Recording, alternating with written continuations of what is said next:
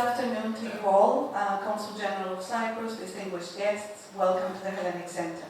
I'm Megan Giacomakian, the Director of the Hellenic Center.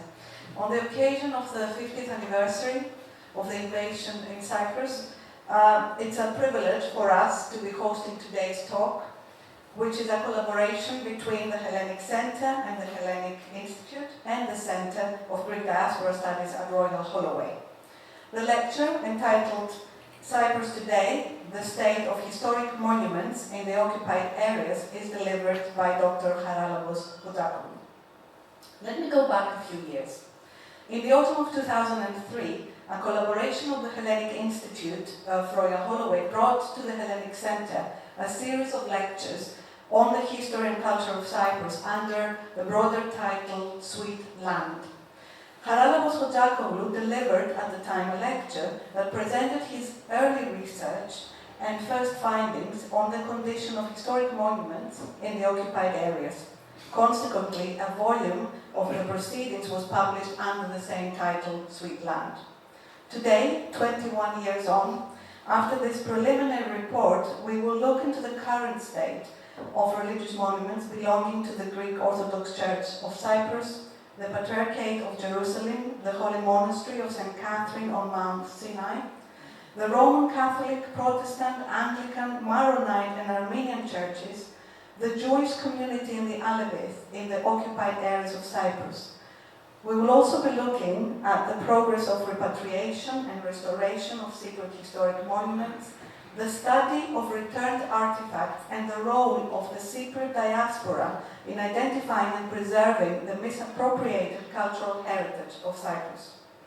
I would like to thank very much Dr Charalampos Chotzakoglou for accepting our invitation and for sharing with us his research as it has progressed until today. I would now like to introduce our speaker with a bit more detail. Dr. Chotzakoglou was the first to proceed with a systematic documentation of the destruction of religious monuments in the Turkish-occupied northern part of Cyprus. His book, The Religious Monuments in the Turkish-occupied part of Cyprus, has already been translated into 5 languages. He has taught Byzantine architecture and medieval history of art at the University of Cyprus, at Neapolis University and University of Nicosia. He is currently teaching Byzantine architecture and art at the Hellenic Open University in Athens. Since 2010, he is the director of the Cultural Foundation, World Forum of Religions and Cultures of the Kikos Monastery. He also serves as chairman of the board of the Society of Cypriot Studies, chairman of the Cypriot Commission for Byzantine Studies, and secretary of the Society of the Minor Asia Cypriots. He is radio producer of the RIC program, Evxinos Kypros. Before we start, I would also like to thank Dr. Charalampos Chotzakoglou, the director of the Hellenic Institute at Royal Holloway, Dr. Achilleas Hadjikidiakou, former director of the Center for Greek Diaspora Studies at Royal Holloway, and Dr. Paris Kronakis, the new director for the Center for Greek Diaspora Studies. Last but not least, our thanks go to the supporters of this event, the Ministry of Education, Sports and Youth in Cyprus. And now, very few practicalities. I'm sure you can't wait for the talk to start. After the presentation, there will be time for Q&A, so please hold your questions until then. If you hear a fire alarm, you have to exit from the entrance where you came into the building, just outside of this door to the right, and just go across the pavement, where's the assembly point. The third request is to please put your phones on silent so they're not going to ring. It's not a musical presentation, so to speak, I don't think so.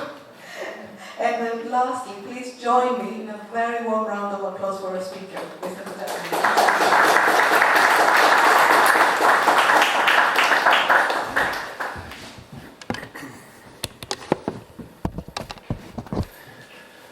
Thank you very, very much for your kind words, and I'm very happy to see you here again after these years that dear Charalampos Dendrinos had the initiative to ask me to give a lecture in 2003.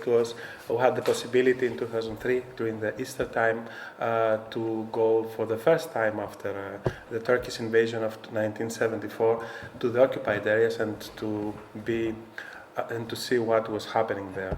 So a research program began, and now we are in the position to know what happened, what happened in the 50 years that we spent since the 1974, and my presentation will be in a kind of an account of what has been done, if there is any hope regarding the cultural heritage, and how we stand today in front of these distractions, what has been done, and what can we do also for the future. Just a very short historical introduction for the persons that are not so familiar with the historical facts. In July 1974, the Turkish army invaded into Cyprus and occupied 33% of the land of the Republic of Cyprus. The invasion led to an armed conflict between the two parts, which caused the death of hundreds of Greeks and Turks, and the division of the island into the occupied north and the free areas of the Republic of Cyprus in the south. The Turkish invasion created more than 170,000 Greek refugees who found shelter in the south and abroad, many of them in Britain. On the other hand, the Turkish forces had the armed forces. They forced most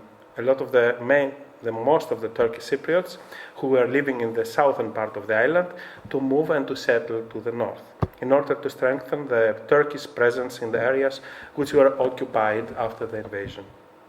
Around 57,000 Turkish Cypriots who were against this action but unable to react against Turkey preferred to abandon Cyprus and settle down mainly in Britain, Australia, and other countries, a figure which represents about a third of all Turkish Cypriots. The Turkish Cypriots themselves have become a minority in the occupied areas, victims of the colonization policy of Turkey. In 2004, the whole island of Cyprus joined the European Union, but the Turkish occupation of the northern part of the island is still going on, against the resolutions of the Security Council and of the United Nations, of the European Union, and several international organizations. The capital, Lefkosia or Nicosia, is still the last European capital divided through a wall as once Berlin.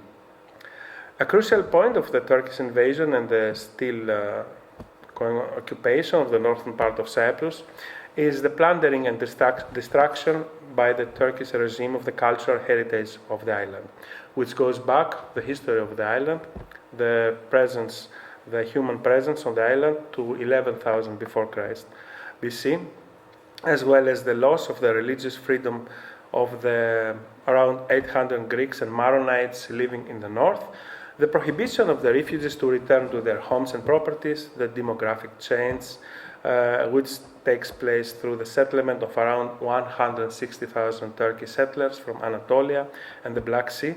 And today, in the northern occupied part of Cyprus, are living around 160,000 illegal settlers, a crime of war, according to the United Nations, 43,000 Turkish soldiers, and only 80,000 Turkish Cypriots. For the same purposes, the Turkish regime decided to replace all the geographical names of the northern part of the island, which since thousands of years were mainly Greek, with new Turkish, in order to extinguish any remaining evidence of the Greek past in that part of the island. Between 1974 and 2003, the information coming to the free areas of the Republic regarding the cultural heritage was disappointing. Cypriot artifacts, which were in the northern part of Cyprus as antiquities of the Famagusta District Museum, or rare books placed. Let me show you some. This is one of the photos that have of the some of the results of the bombardment. This is the Archaeological Museum in Famagusta, a photo before 1974, before it was looted. And we have antiquities collection of one of the well-known collection was of Mr. Christakis Hadjiprodromou in Famagusta. The whole collection was looted. Just some items were preserved in Famagusta. You can see them. They turned the Church of St. Barnabas into a museum, and the rest of them were traced all over Europe. And thanks Actually, I'll show you some of the pictures later. Thanks to the Leventis Foundation, it was made possible a lot of these objects to be repatriated, to be bought and were brought to Cyprus back. Also, the destruction was among libraries. This is Dimitrakis Marangos, also from Famagusta. He had one of the biggest collections of old prints, and a great collection of him was donated to the library of Famagusta. All these books were lost, and suddenly we find them in bookstores in Istanbul, in Ankara, or in Europe, and some of them they have even his stamp on it, so we do know where they come from. Also, private collections started to appear in the illegal antiquities markets, in auction houses, in private collections, in museums all over the world. Information by foreign journalists and diplomats, as well as Greek refugees who came to the free areas of the Republic in 1976, were heartbreaking, reporting of destroyed and looted churches. Unfortunately, not only the occupied forces, here is one of the photos that we have, some of the refugees that they managed to stay 2 years under the Turkish military forces, and then through the different and the difficult situation, they had to leave. And they could take some of their things with them. You see they carry some icons. And they were giving us information on what was happening to the churches, because there was no possibility to go over the checkpoint. So this information was really heartbreaking, reporting of destroyed and looted churches. Unfortunately, not only the occupying forces, but also friends took part to this cultural crime. As this is one of the old photos, how the churches were looking. And this is the Friends of Cyprus who took part to this cultural crime, as the Austrian Prince Alfred zur Lippe, who, while he was appointed as United Nations High Commissioner for the Refugees, was found by the Cypriot police to steal and send ancient and Christian artifacts from Cyprus to art galleries in Vienna in order to sell them. 1979, a journalist, a foreign journalist, who managed to visit the occupied part of the island from the north, brought loose tesserae from the early Christian wall mosaics of the 6th century church named Kanakaria, Holy Virgin Kanakaria in Carpassia. So we had the information that something is going on there. Why we have this tesserae on the ground? So maybe they try to detach the mosaic. In the same period, through Turkish newspapers, we had accidental facts, as the Cypriot antiquities, which were found in Ankara airport, were revealing the organized antiquities crime. So they stole antiquities from the museums in Cyprus, they put them in boxes, and they sent them to the Ankara airport in order to export them to Germany. And while they were transporting the boxes, one of the boxes fell down, opened, and in the Ankara airport they saw that it had antiquities from Cyprus. So all this information were just some were showing us that looting is taking place in the northern part of the island. 1988, the appearance of wall mosaics of this church of Holy Virgin Kanakaria in Carpassia appeared in the United States and led the looters to the Indianapolis court, which decided the repatriation to Lefkosia.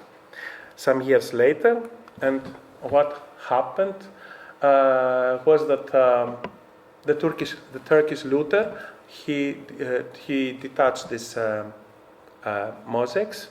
He sold them to Peg. He sold them to Peg Goldberg in Indianapolis. Yes, we'll see them later. And for $1 million. And she tried to sell them to the Getty Museum for $20 million. $20 million. But the museum informed the different museums of the world that if they had any photos of them, if they knew these mosaics, so the Cyprus Department of Antiquities said that these are our mosaics coming from the specific church, and the whole legal procedure began until their repatriation to Cyprus. The last act of that was also the notorious Turkish looter called Aydin Dikmen, in whose apartments in Munich, in double walls, and were found icons and different objects that he was selling. He was taking from Cyprus, from the northern part, and was selling abroad. The last act of this Dikmen case was played last July after 50 years of legal acts and efforts. In 2003, so these are some of the frescoes that were detached by him from some monasteries. We'll see them some details later.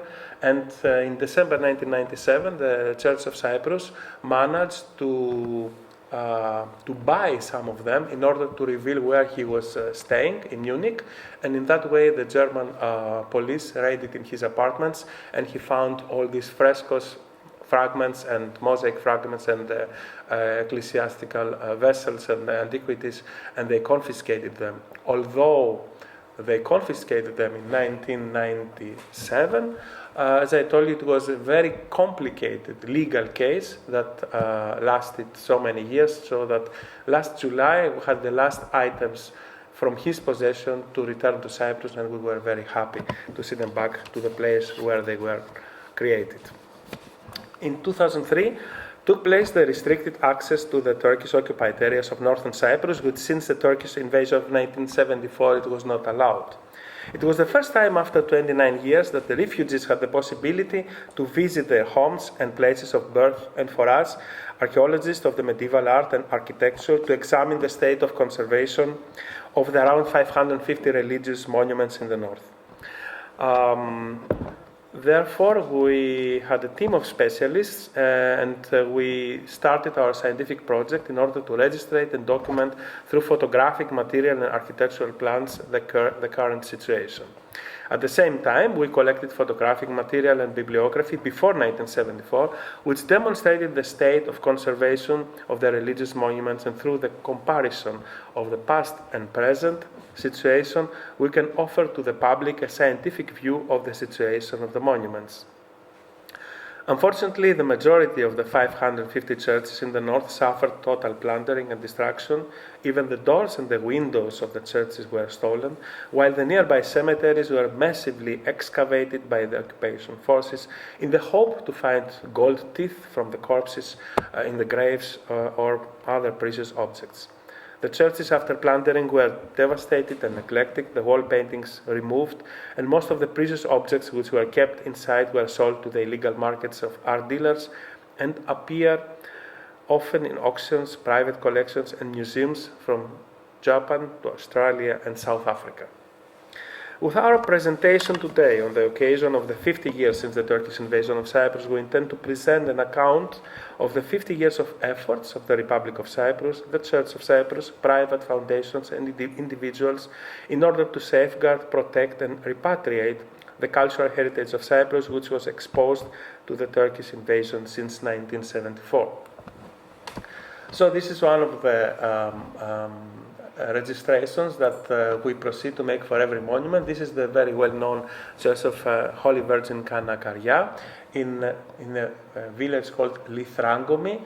You can see in that small photo there the map of Cyprus, and with the red dot you see where the church is situated. So in the eastern part, a church which was erected in the 6th century, adorned with mosaics and frescoes, and this is one of the frescoes, very well-known mosaics that was preserved before the Turkish invasion, and today there is nothing there. The whole mosaic was detached and cut into pieces and sold abroad.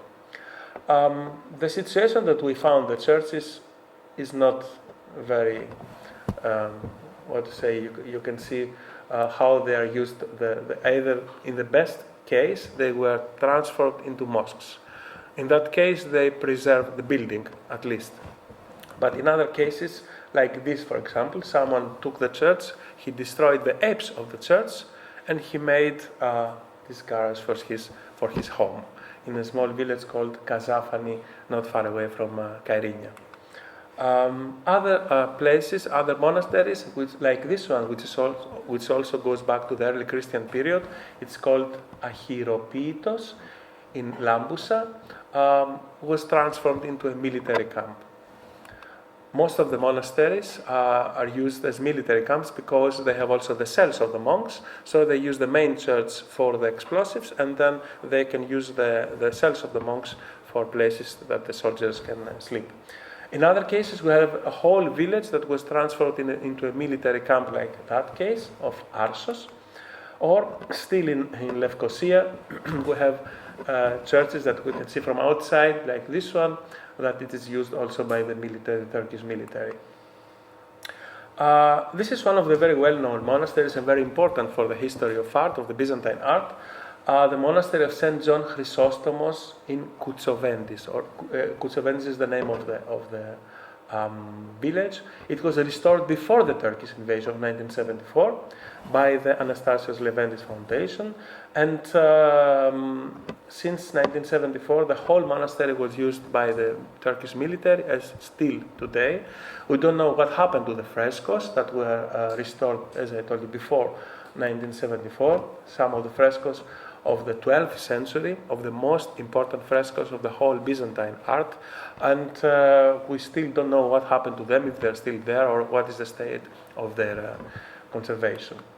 Other cases, as the one here, a small chapel in Morphou, not far away from Morphou, in a district there called Chrysiliou, the neighborhood, and the chapel was transformed in a mortuary, where so on the altar they bring the corpses, they wash them, and then they take the coffins in order to place them to the nearby cemetery.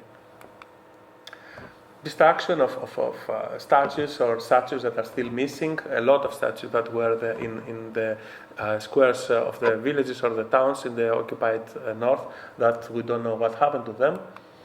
Or artists, well-known artists, as the painter Paul Georgiou from Famagusta, or the sculptor Theodoros Theodoulou, with their sculptures in Famagusta, and from what we can see today, all of these artworks are missing. We don't know what happened with them. The same situation also in the cemeteries. As I told you before, either they excavate the cemeteries or they destroyed the crosses. Or we have also other cases, which I'll show you later, what they've done, what they thought to do with the crosses of the cemeteries. One of the most important churches also for the history of art, for the beautiful frescoes that once had, but also for the looting of the cultural heritage, is the church of Antiphonitis, not far away in the Kyrenia district. The church was built in the 12th century, around 1200 is dated the first frescoes. Then it was repainted around 1500, and then there is a third period of painting in the 17th century. This is one of the frescoes. You know, it was not very easy to have photos of all the frescoes and all the church, of the interior of the church, before 1974.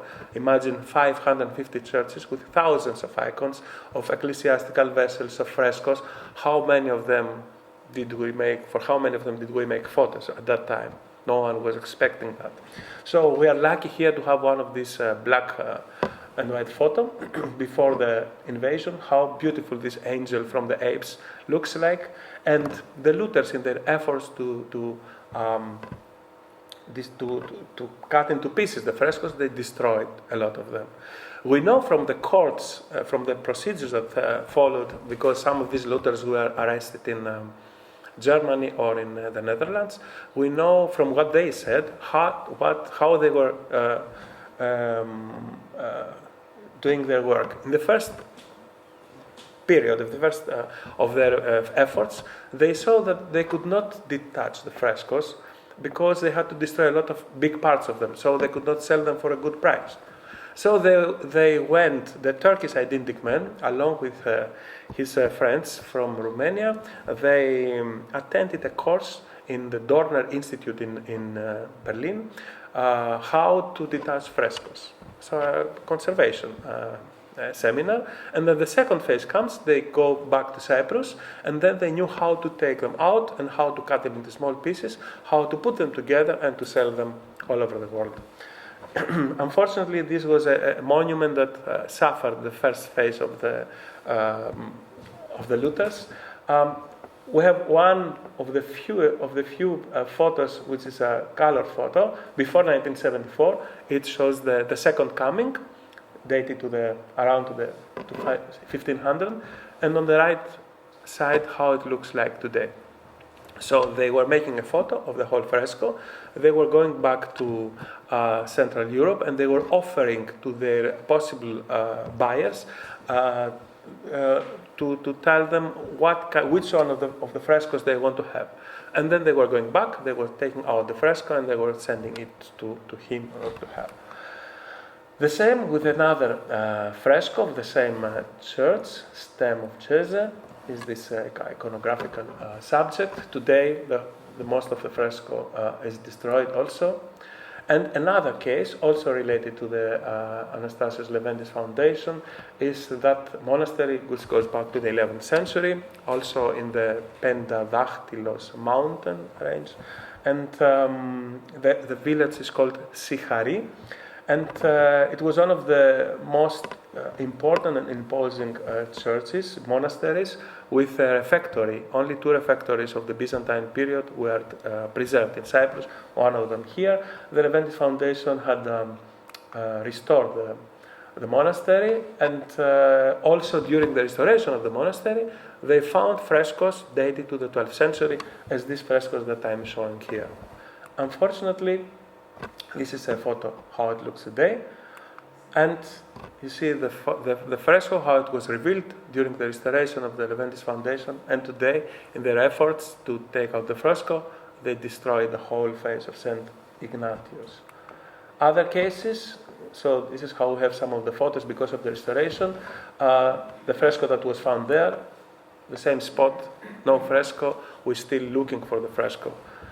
Other small villages like this one, Koma to Yalou, from outside this is not so impressive, but it is a church of the 12th century. We know that from the frescoes, Saint Spiridon in the apse, photo before 1974, the fresco of the face is not here because on the face we have the highest level of art of the painter in order to so that's something that they knew, and that's why they were detaching these faces in order to sell them to the looters. Another case also from the same church. Other cases like this one, Saint Philon in Agridia in the Rizzocarpasso, in the eastern part of Cyprus, in the highlands of Rizzocarpasso, where the church was decorated with frescoes going back to the 13th century. This is also one of the photos before 1974. Today, the frescoes are destroyed and just small fragments of them have been preserved in situ. Another case, Saint Solomoni in Koma to Yalou, the name of the village, next to the sea, with a lot of small Byzantine churches. It should be a big Byzantine center at that time. And they date this church back to the 9th century, maybe. So the faces of the frescoes were removed, and we found them in the apartments of identical men in Munich. So when the German police raided, one of the well-known cases, most well-known cases, the Saint Ephimianos Church. It's a local saint in Lysi, a small town not far away from Famagusta. And this chapel goes back to the 13th century with very beautiful frescoes which were cut into pieces and were transferred first here to Britain in order to restore them, and then to Houston in Texas, where a private foundation, the Menil Foundation, that they have a huge museum there in Houston, preserve them. So they bought them from the Turkish looter and they restored them and they brought them back to Texas in order to exhibit them for 15 years, as they said at the beginning. The fact that this church, this chapel, was in a military area of the Turkish army demonstrates that the cooperation between the Turkish army and the looters, because it was not possible for the looters to go there to work so many days, months, in order to take out the frescoes, and that the military didn't know anything. So this demonstrates and proves the cooperation also of the Turkish military. The same also for the fresco of Christ in the dome, that was cut also into pieces. This is how it was restored. It was sent to Texas. This is the today situation of the dome. Holy Virgin of the Apes with the archangels and Christ. This is how it looks like today. And we don't know if they also destroyed other frescoes that we found just some fragments of other frescoes in the church. If all these that you saw are really heartbreaking, imagine this. This is a church which goes back to at least the 14th century, with wonderful frescoes of the Paleologan period of the 15th century and 16th century, and in a village called Milia, outside of Famagusta. Frescoes, adorned with frescoes, as this, and the whole church was pulled down. We don't know if they had the opportunity to remove the frescoes before they pulled down the church or not. The frescoes have not appeared to the illegal markets or to private museums. You see that they use today only the cells of the monks in order to have their sheep or food for the animals. The whole church is destroyed once and for all, and we can do nothing anymore. Other churches that suffered also through the Turkish invasion, like the one of St. Andronikos in Kythrea. This has been in the late years. Now, recently, was a part of it was restored, and you can see some of the frescoes exposed to the weather conditions. How it looks like. Some of the churches that were transformed into mosques, like this one, St. George in a village called Kaputi, is used as a mosque today, and it was also adorned with frescoes of the 16th century, as this one. We're also lucky to have that old photo from the place. Today the fresco is missing, also the iconostasis, the icon script. We don't know what happened to that. Other cases as the illegal excavations in big churches, as this one on the way to Famagusta. It's a small village called Acheritu, and the church, Holy Virgin Trapeza. And we found illegal excavations. They use metal detectors because at that time in the medieval period, a lot of the monks were buried in the church, mainly bishops or abbots. So they had also some precious objects with them, and with the metal detectors they dig and they take them out. What is the great loss for archaeologists is that through these small things, even with a coin, we are able to date the grave, to date the church, and it's very important. What for them one coin made of copper is not so important, for an archaeologist it's very important because it helps to the date of the whole region. And in that case we lose also this information once and for all. This is not a very good photo, but here the Greek, the Cypriot Diaspora helped a lot, because the chapel. This photo came from Australia, from Cypriots staying there.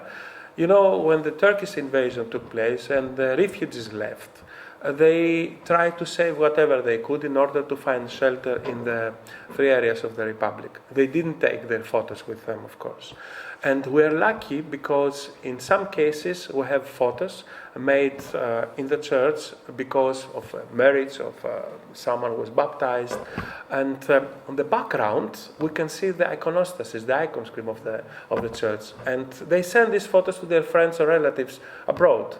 And through the contact, and this is the role of the diaspora, we collected some of these photos, and in case that there are persons here that they have also photos from their villages, or they know persons that they might have, we would be really thankful if they could scan the photos and send them to us, because we can use these photos where you can see the icons or ecclesiastical vessels or whatever as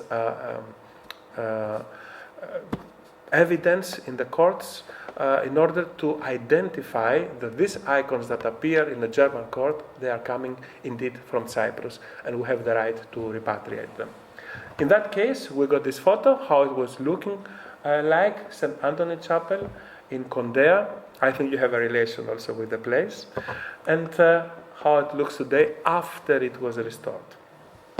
Opposite to that is the church of St. Charalampos, and now it was built a mosque. When I first went there, they had hunting dogs inside, and they were using them. They were using the whole church in this way. Other churches also belonging to the Roman Catholic Church, because this desecration did not took place only for the Greek Orthodox churches, but also for other denominations or other religions in Cyprus. Roman Catholic Church suffered also. You can see the Templars Church in Famagusta, very well known also through the history of Famagusta. It's used today as a nightclub. You can have your drink there. There is the Church of St. Francis, opposite to that, is used as a pizzeria. The Armenian pilgrimage, a holy place for the Armenians of Cyprus, dedicated to Saint Makar, in a place called Halevka in Pentadactylos, destroyed, desecrated. A part of it is used today as an open restaurant for the persons who make excursions there. We found also Alevis. Muslim Alevis, as I'm writing here, are persons in a way outlawed for Turkey.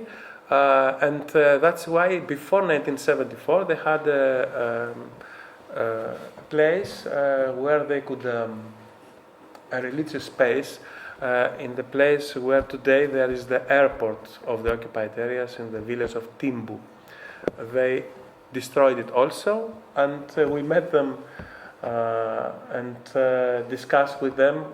They are trying through Alevis, which are members of the German parliament, to put Turkey under pressure in order to allow them, although they are also Muslims, to have their religious freedom and to have their places to pray and to exercise their religious needs.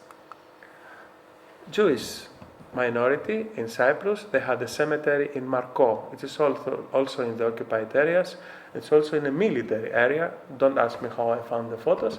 Anyway, I found them. The cemetery is destroyed, and whatever is not Muslim and has been in this way looted, destroyed, desecrated. And we go on. This happened not only in 1974, 75, 76, but also later, 2011.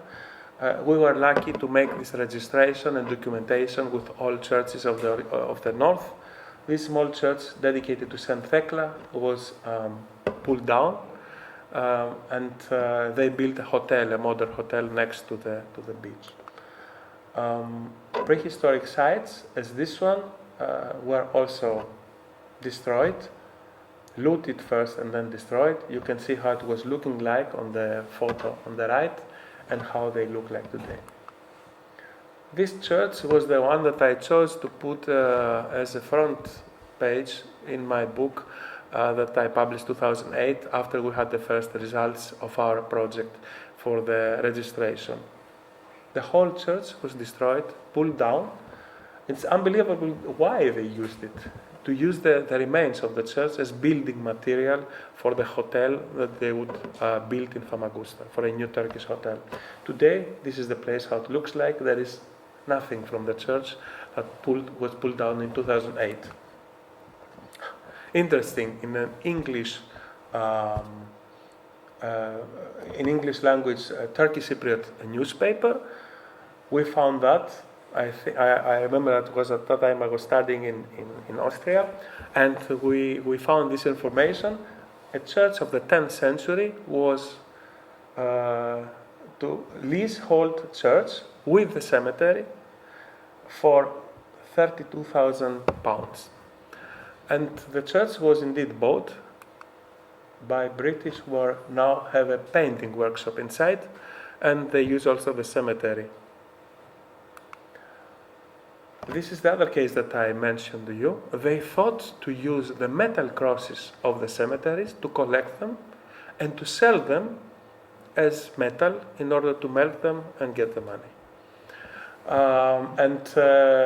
They found one of these boxes with the crosses and they stopped them, but it's too late. Another case which is unbelievable, that even the Turkish Cypriots newspapers went against that, saying pardon, because they decided to make a fashion magazine photo shoot with a background of cemeteries, and I don't know how they thought that it would be interesting for anyone that would see that. At the same time, the Republic of Cyprus, even before the creation of the technical committee, the Bicommunal Technical Committee, I'm going to tell you about that, decided to restore the mosques that are in the free areas of the Republic. If you visit the island, you can see them renovated. Otherwise, from the photos, you see them that a lot of the mosques have been restored. Even that one, the Hala Sultan Tekia, which is the one that you can see when you arrive Cyprus from the Larnaca airport. And what we also did was to cooperate with the United Nations Army and to go to the Green Line, to the buffer zone, in order to register the monuments that they were also there. We got the help and they were very helpful, and we had also around 30 churches that we could visit there, or in places, villages, whole villages that are uninhabited because of the Turkish military, as this one. It's called Galini, in the western part of the island, so that we could make photos of the churches. This is the book, the publication of the Kikos Monastery.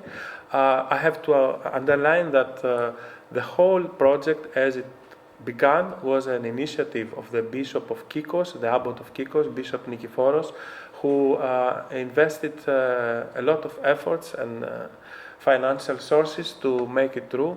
Although he's not coming from the occupied areas, he was born in Paphos, but he found that it was the most important thing that we should do in 2003, because when the checkpoints opened, we didn't know how long they would stay open.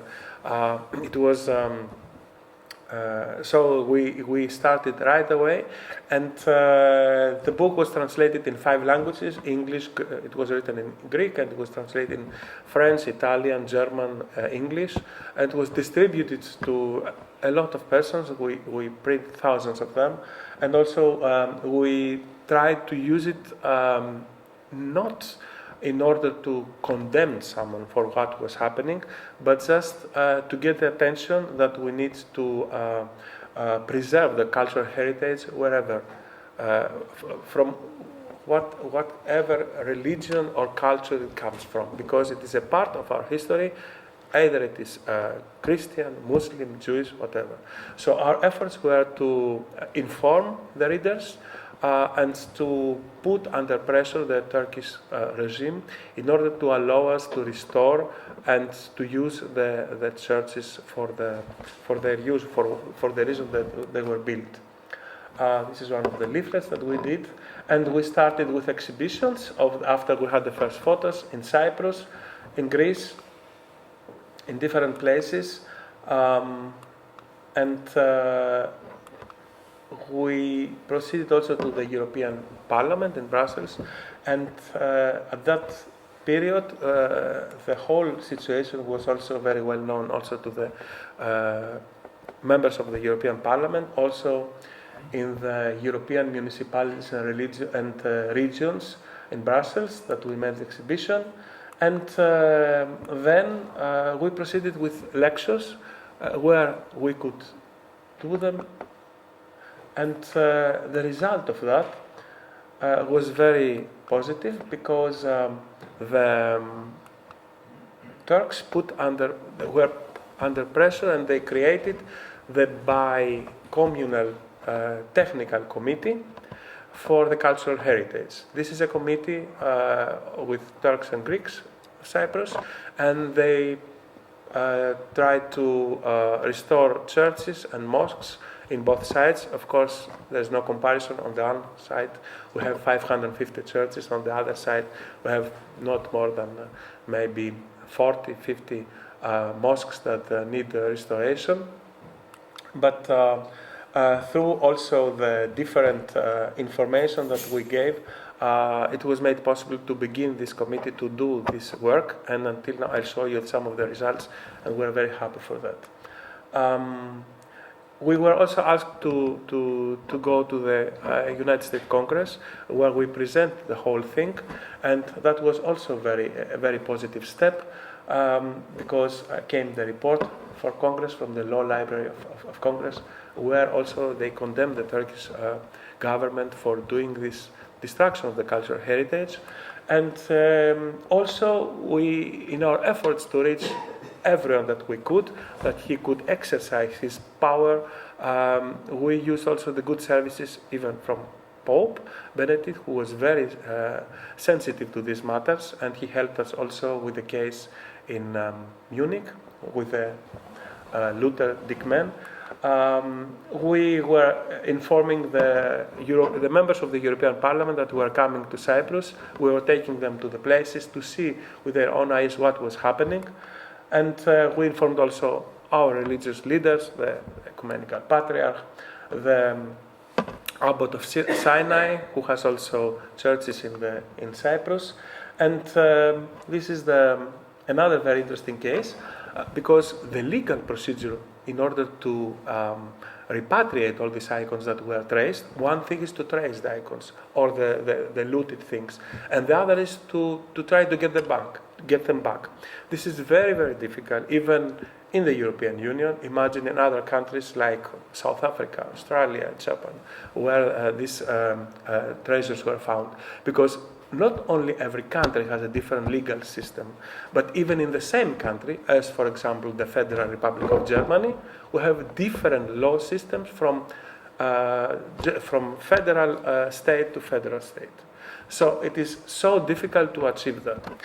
The Netherlands was another case. There is the Hague Convention for the cases of armed conflict.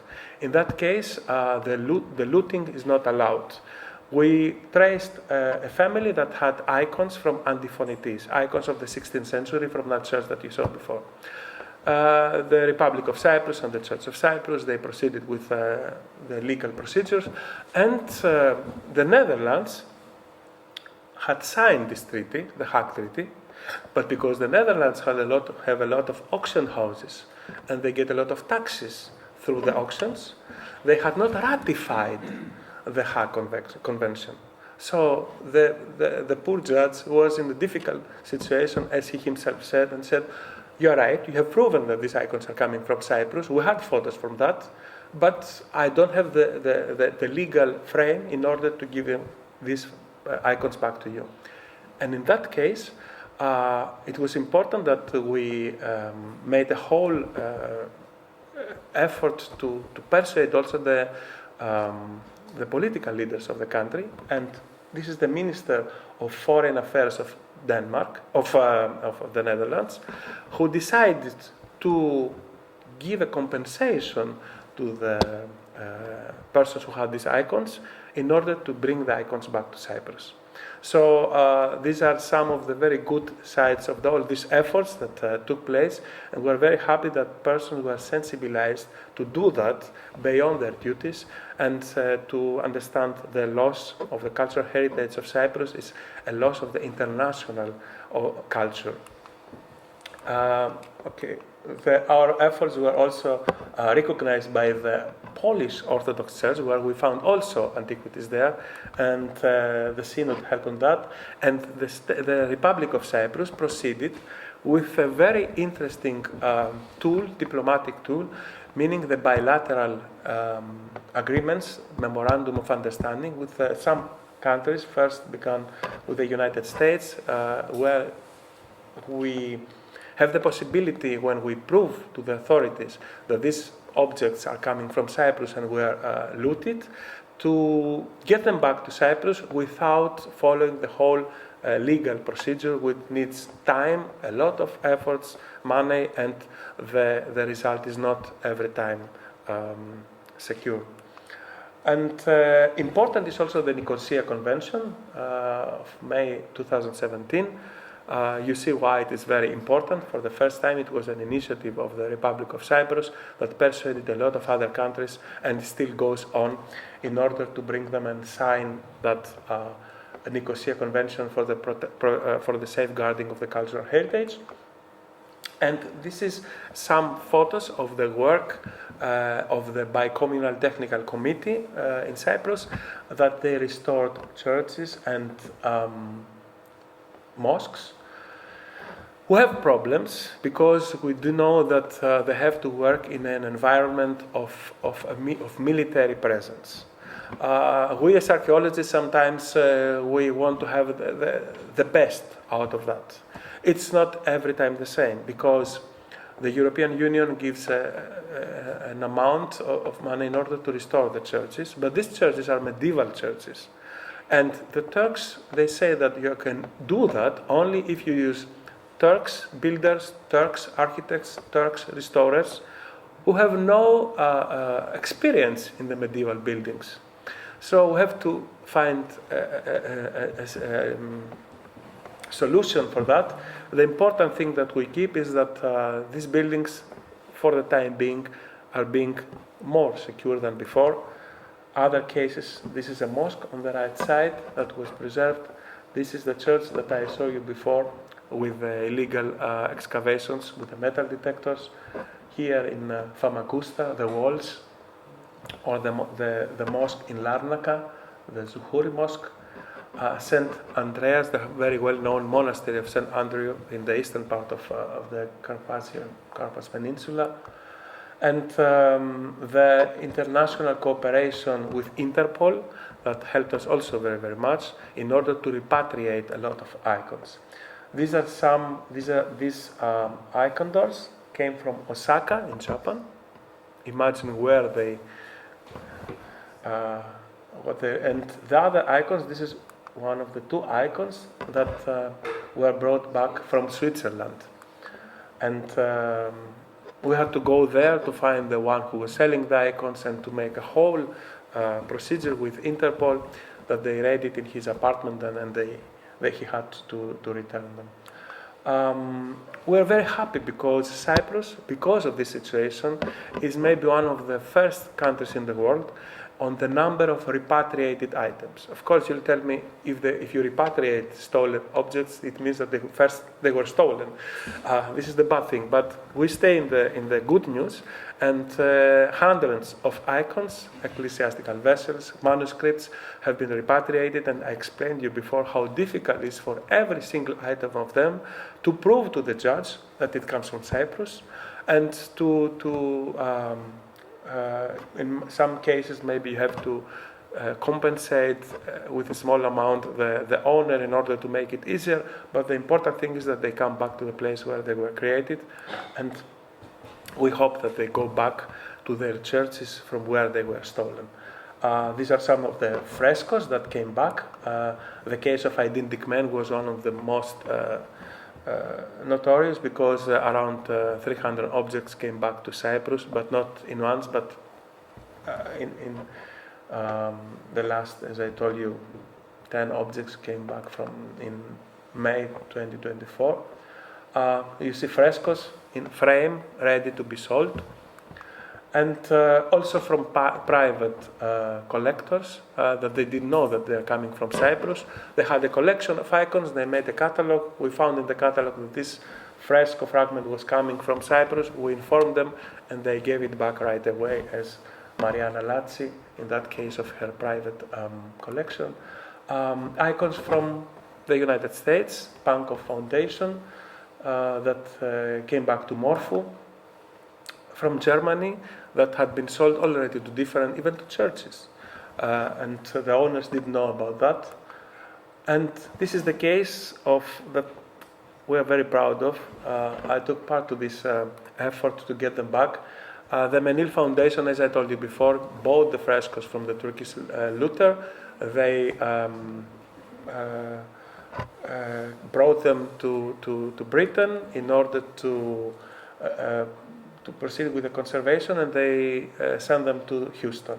They made that kind of chapel there, where they had the frescoes, And we visited them in order to ask them to give the frescoes back.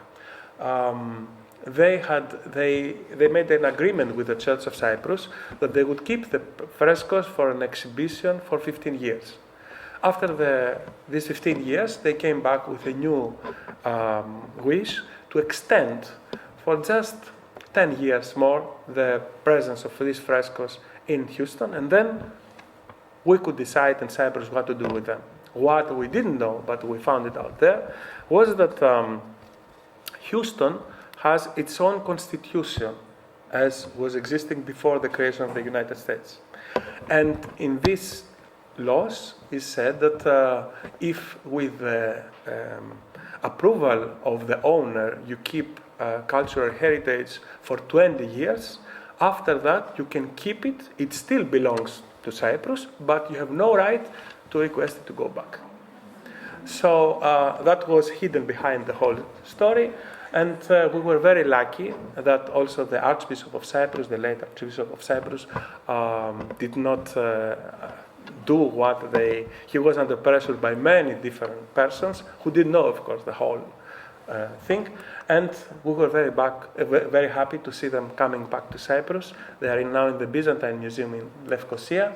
And we're very happy that these whole efforts were crowned with success. Other cases from the Hags, that these frescoes also from Antiphonitis, from the iconostasis came. These are some of the objects that came back as I told you, last July. And the preservation, the conservation that goes on, the whole procedure when we get them back. And also, I would like also to underline that until now I showed you what we have done as Kikos Monastery for the religious objects, for the religious monuments. Unfortunately, not very much has been made for the ancient art, from the pre-Christian art, but important was the contribution of the Leventis Foundation. Some of the objects belonging to the collection of Hadji Prodromou, as I told you, were sold everywhere, and every time that one of these pieces was appearing in an auction house or wherever, the Leventis Foundation was giving a lot of money in order to repatriate it. And they came back to the Cyprus Museum, where you can see them.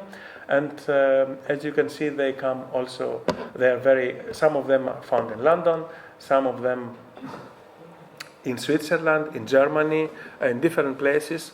And of course, it was the shortest way, in a way, to buy them and to bring them back to Cyprus. They're very, you can imagine that Hadji Prodromou had a collection with very high quality objects, as you can understand. That's why they were sold everywhere, and we're very happy to have them back. Of course, cases like this, where these figurines are very rare, maybe it's the unique case, the unique piece that we have from such a type. That's why it was so important to bring them back. And foundations, as the Leventis Foundation, offered really great services to Cyprus, and we're very thankful for that, because it became also an example for others, individuals and other foundations, to imitate them and to help also in this direction.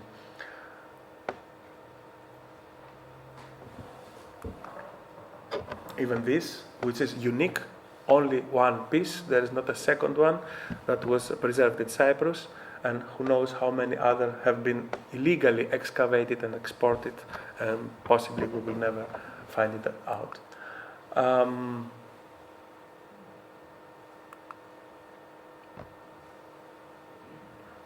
Again, from the Hadji Prodromou collection from Famagusta.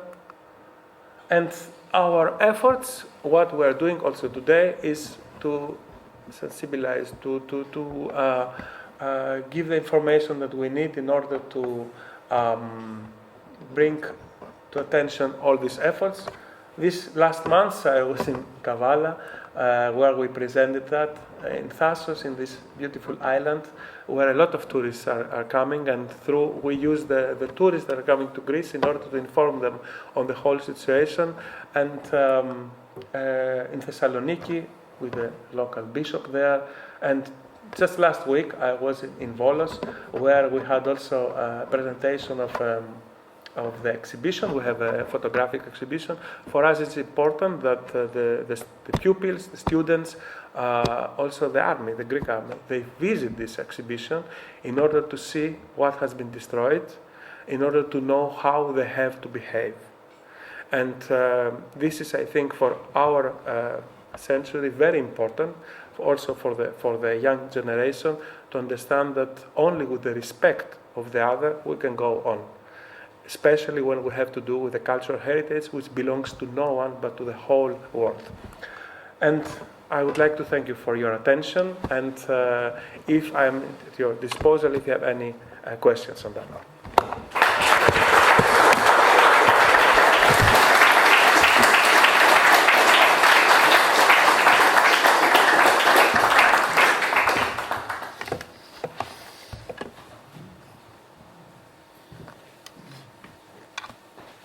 Friends, ladies and gentlemen, on behalf of all of us, I would like to thank Dr Charalampos Chotzakoglou for a most informative lecture on the state of historic religious monuments on the occupied northern part of Cyprus, explaining the adventures of the looted and smuggled treasures and how some of these were repatriated and restored through the combined efforts of the Cypriot authorities, the Church of Cyprus, and especially the Hellenic Foundation, among other institutions. Dr. Chotzakoglou's research, by visiting, recording, documenting, studying, reporting, and actively contributing to the preservation and repatriation of these monuments over the last 20 years, has been a truly great service, not only to Cyprus, but to the world, for these treasures, as we know, belong to the world cultural heritage. I vividly remember his first ever report as Dr. Nadia Giacometti mentioned before, which was given the Hellenic Center in the Friends Room in the on the first floor in autumn 2003. When my teacher and predecessor, Julian Chrysostomidis, in blessed memory, and Mrs. Agatha Kalispera, then director of the Hellenic Center, co-organized a series of lectures on the history and culture of Cyprus. Since then, Charalampos has been working indefatigably and systematically to inform governments, the academic community, and the wider public of the state of these monuments, the progress made, and more importantly, of what remains to be done. Today, he also stressed the role of the diaspora in the effort to datify some of these monuments and artifacts through family photos and other documents. So, on behalf of the Hellenic Institute, I would like to thank him and Dr. Nadia Giacometti, director of the Hellenic Center, and her staff, particularly Mrs. Evangelia Russo, for their cooperation. Our deep thanks also to the Ministry of Education, Sports and Youth of the Republic of Cyprus for sponsoring this event, and to the Hellenic Foundation for their continued moral and financial support. On the 50th anniversary of the invasion of Cyprus, we pray for peace and we commemorate the victims of the war and their families. Friends, ladies and gentlemen, thank you for honoring us with your presence. And may I now invite Evangelia to moderate the session of the question and answers.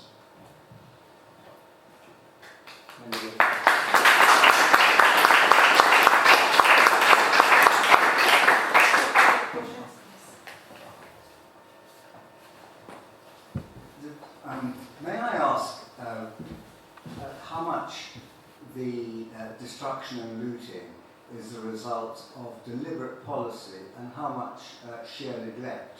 And I ask this because you would have thought that it is in the government, the Turkish government's interest to preserve these monuments for tourism, because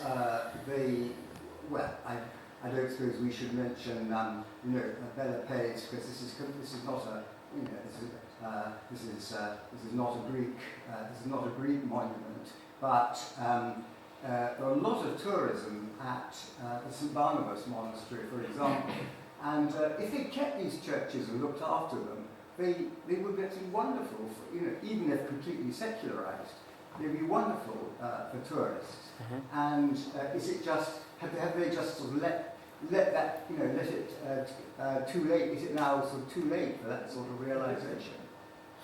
You have to imagine that we're talking for 1974, Yeah. in a place that the tourists had no access to go. It was not possible to visit that place 50 years ago, so there was no thought of that. And this can be proven also, the systematic destruction and looting that was also a part of an organized plan, because if you have seen the interior of an Orthodox church, you might know that there is an iconostasis, an icon screen, where we put the icons. This icon screen is very heavy to move it. Imagine that for the 550 churches, according to testimonies of Cypriots, either Turkish Cypriots, Greek Cypriots, the military cars were there, and the Turkish military was removing them from the churches in order to store some of them as far as we know, to the Kyrenia castle. So it was not just neglecting. So, and imagine that even in the case of neglect, if they had neglected them, we would have the ecclesiastical vessels, the icons in the church still inside. It's not the case. The icons have been disappeared, all of them. So it was an organized plan, and at that time, as I told you, there was no thought of using them or for tourist attractions or whatever. Even today, and I have to admit that even some 16th, 17th century Islamic monuments, which are there, which are very beautiful in their architecture, mosques, hammams, they are in a very bad state of conservation. And we wish that, because they're also part of the history of Cyprus. So I wish that they had such thoughts, even for touristic reasons, and they had preserved the churches or their treasures. Unfortunately, it was not the case. I hope I answered to your yes. Any other questions? Hi, thank you. That was a really fascinating talk. I was wondering if you could tell me a little bit more about the conservation and the display of the items that have been repatriated. Mm-hmm. This is also a complicated matter, because the Turkish looter, what he was doing was that, he had a lot of thoughts. After in the first period of stealing the frescoes, or detaching the frescoes or the mosaics, as I told you, they were destroyed. So he had a lot of tesserae in his hand, and he was thinking how he could use them. So he created fake mosaics, using original tesserae, which was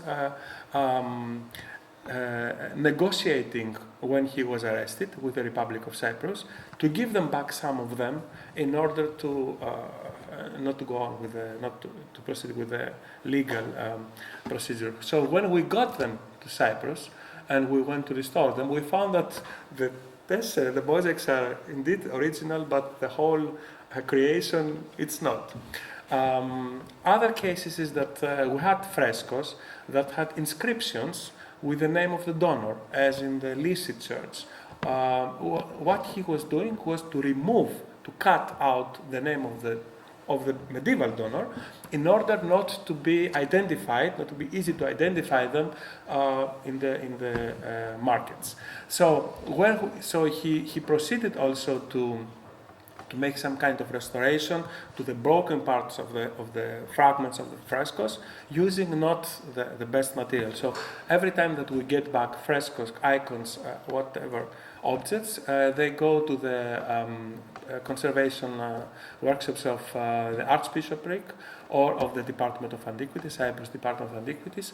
They are being restored from the beginning, and then they are being kept 90%, I would say, in the Byzantine Museum in Lefkosia, and until the time that we hope that it will come soon to bring them back to their churches. Now the Byzantine Museum is under reconstruction. Around in springtime, if you're going to be in Cyprus, they will have the opening of the new museum, and they've made a lot of work on these objects that have been repatriated. A part of the museum is dedicated to that, so we can have the possibility to see them restored in a scientific way, and to wait for to bring them back to their churches.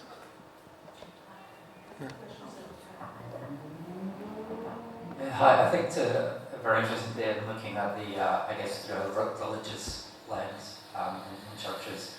I went to the Salamis last year for the first time. When I walked around there, I was kind of shocked by the level of the ability just to wander around and the potential decay that area is going to suffer. I was just wondering if you looked, or your colleagues have looked at, I guess, non-religious parts of Cyprus that are potentially being damaged because there's not work or effort or initiatives being put into them as well. I had the privilege to visit every single part of the, especially of the occupied areas, to go from village to village, from chapel to chapel, and to see all these churches by myself. The photos that I showed you, we made the photos. It's not that someone else gave me the photos. So Salamis also is a very interesting case where we have not only the archaeological site, but we have also a lot of early Christian basilicas. We have also underground chapels, or not chapels, but they are adorned with frescoes. They are reservoirs for water, even for the early Christian period. So the situation there is in a very poor condition. Maybe you have seen that by yourself, that also the excavations, they proceed with the cooperation of Turkish universities to make excavations. And the problem is that we have no documentation and no publication, whatever happens there. So this is one of the biggest problems that we face. The Republic of Cyprus tries not to encourage the cooperation of other universities to work in the northern part of Cyprus, and they offer them the possibility to proceed with their excavations in the free parts of the Republic, in an effort to put under pressure the regime there and not to let them make excavations which are in a case that we cannot control. So this is the main situation, how it goes on. Thank you very much for a very interesting and deeply saddening, actually, lecture.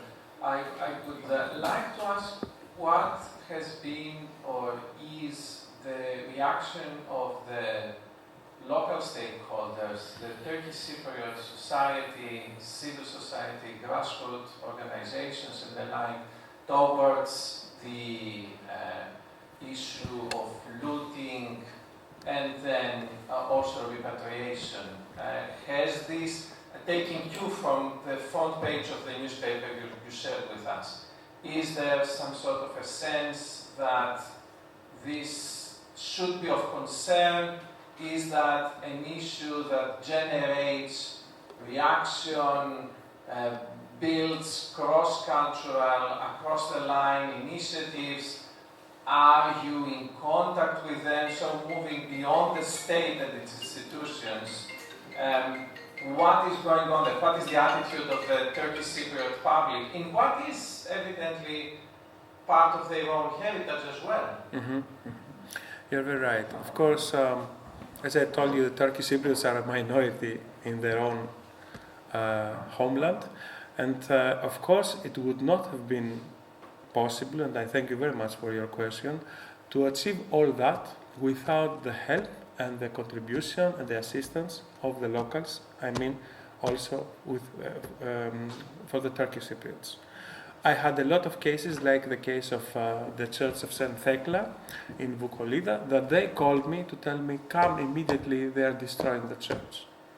So there are persons who understand what is happening, but they are unable to react.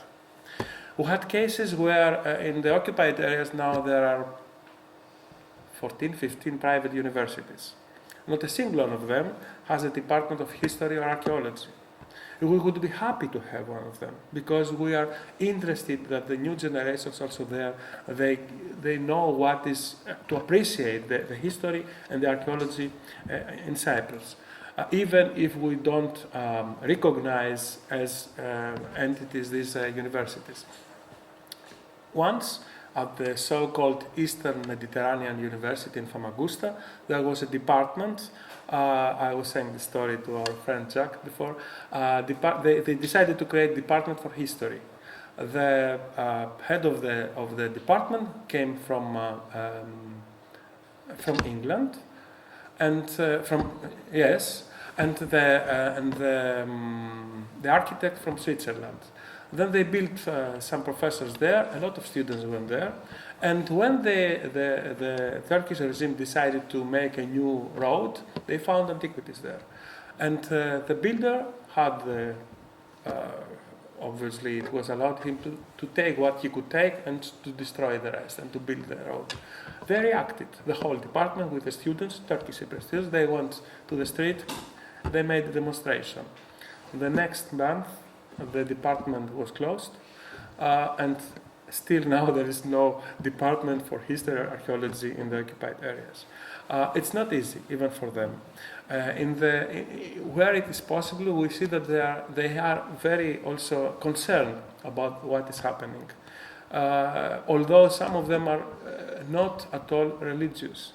So it's not that it's a church that we are, but it's a part of the cultural heritage. I think that this is a very strong tool, I would say, diplomatic tool that also the Republic of Cyprus can use, because all the other things are things that the politicians have to discuss among themselves. We as archaeologists can contribute to that, because even if you bring a looter and to tell him, is it good to destroy a church, he will not accept that.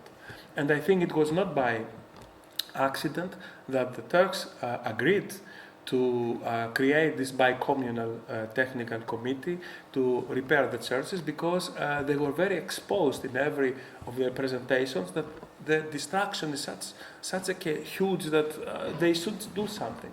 So I think that this pressure had also good results, and although the situation that I presented to you today is a saddening one, I want to keep the good things. The repatriations, the restoration, the sensibilization, the things that they give us, that there is a glimpse of hope to proceed.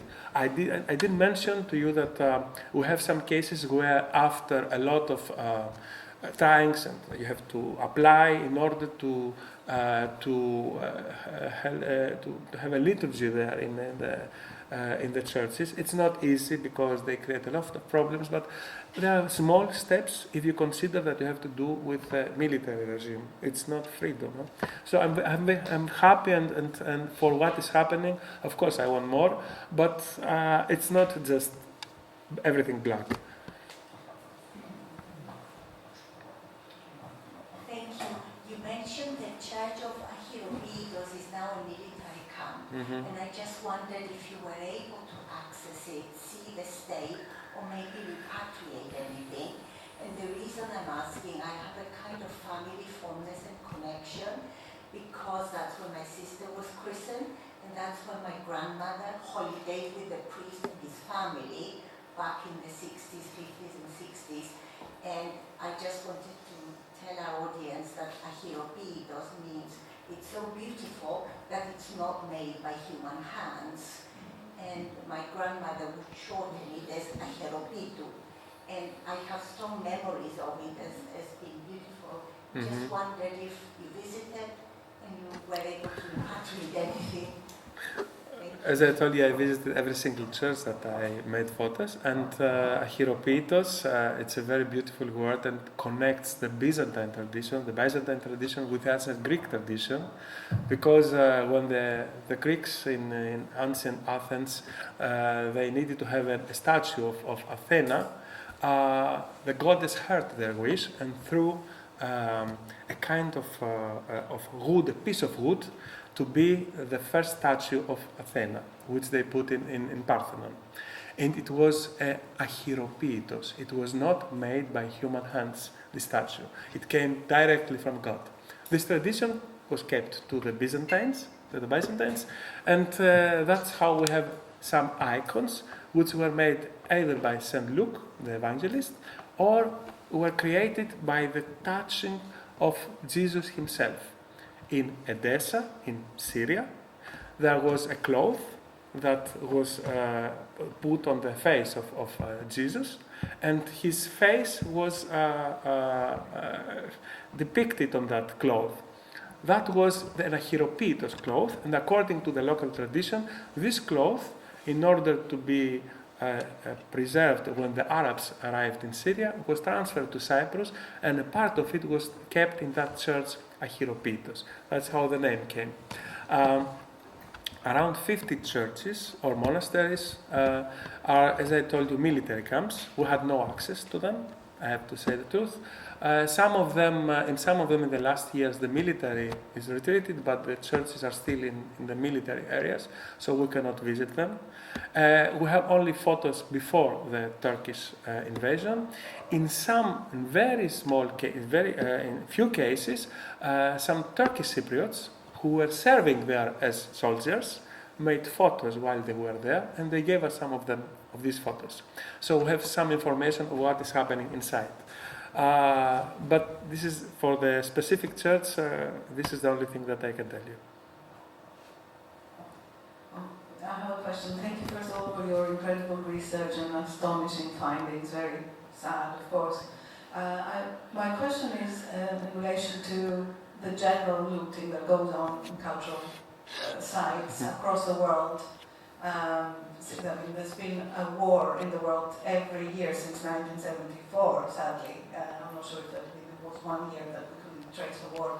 But I wonder, and since there are people like you and others who are doing all of this incredible effort to identify and then repatriate, is there an international sort of network of archaeologists, of lawyers, that actually supports countries, and that you could even go for advice or help in any way? Or is it just to the independent governments to try and make those efforts? You know that, of course, there are the international associations or the UNESCO, for example, where, of course, UNESCO tried twice to send representatives to go to the occupied areas.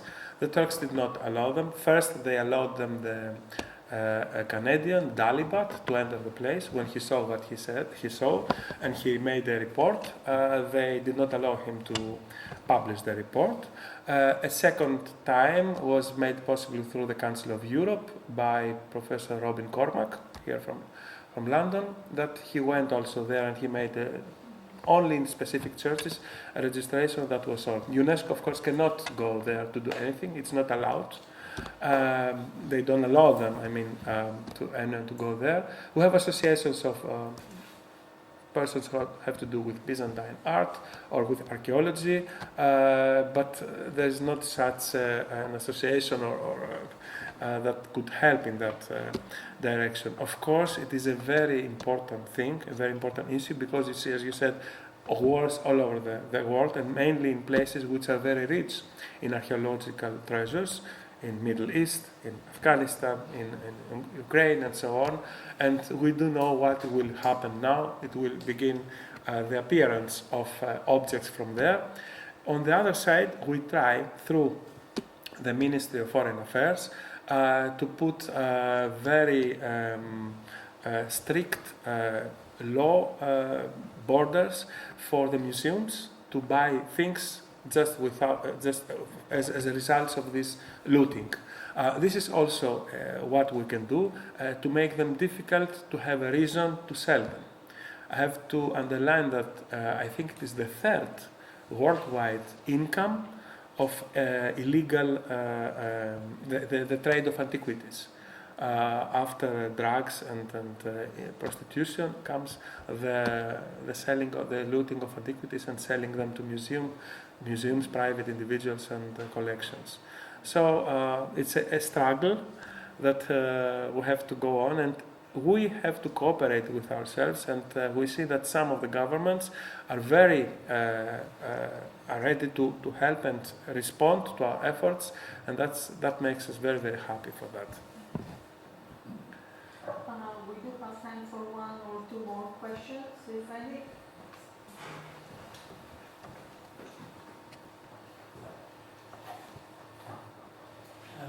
Again, thank you for your lecture. I'd like to ask you, were you able to visit Famagusta town and any churches in the town itself?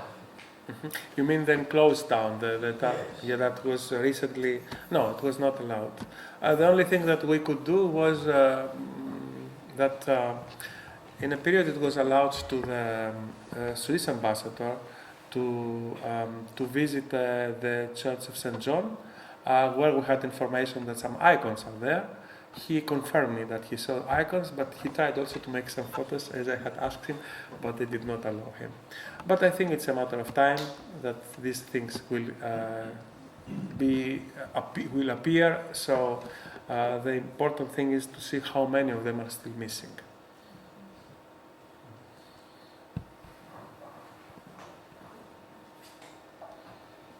Thank you for that really rich and thought-provoking lecture. I'm curious if you've been able to broach or if you had any response from colleagues in the heritage and conservation community in Turkey itself. Has there been any kind of collaboration or even discussion with them, or do they have the agency to do so? As you heard before, we have in almost every country, European country at least, and a commission for Byzantine studies. And I'm the head of the Commission of Byzantine Studies of Cyprus. We have meetings, regular meetings, and world congresses where we discuss these things. Unfortunately, the Byzantinologists in Turkey, they're willing to help, the one that we know, but it's also not easy for them to help. We have also, through the International Association Internationale Byzantin, we made efforts to help them, to support them, in order to keep even the departments where they teach Byzantine art and medieval art, because for us it's important that the new generations are getting the information in order to appreciate the monuments that they have in their land.